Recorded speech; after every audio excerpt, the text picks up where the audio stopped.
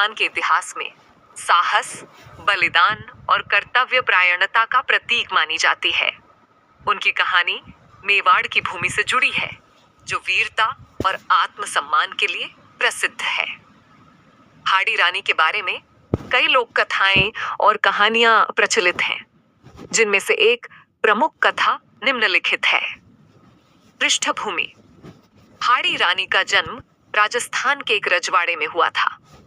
वह नागौर जिले की हाड़ी जाति से संबंध रखती थीं और उनकी शादी मेवाड़ के एक वीर सेनापति से हुई थी।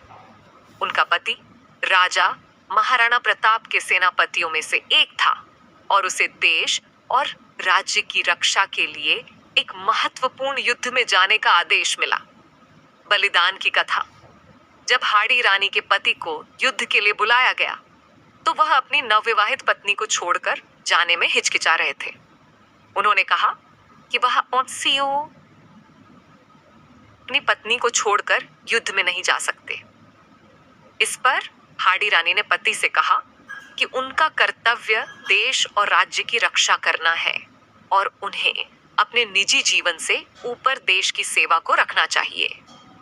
फिर भी पति की चिंता को देखते हुए हाड़ी रानी ने अपने पति को आश्वस्त करने के लिए एक अद्वितीय कदम उठाया। उन्होंने एक कटारी से अपना सिर काट दिया और अपने सेवक के माध्यम से उसे अपने पति के पास भेज दिया, ताकि उनका पति किसी भी मोह से मुक्त होकर वीरता के साथ युद्ध कर सके। पति ने जब यह देखा, तो वह वीरता और कर्तव्य निष्ठा के प्रतीक के रूप में प्रेरित हुए और युद्ध में गए। महत्व: हाड़ी रानी की यह कथा न केवल एक पत्नी के अद्वितीय बलिदान को दर्शाती है, बल्कि यह उस युग के समाज की भी झलक देती है, जहां कर्तव्य, आत्मसम्मान और वीरता को सबसे ऊपर रखा जाता था। उनका बलिदान राजस्थान और भारत के इतिहास में अमर हो गया और वह वीरांगनाओं के बीच एक प्रतिष्ठित स्थान रखती है।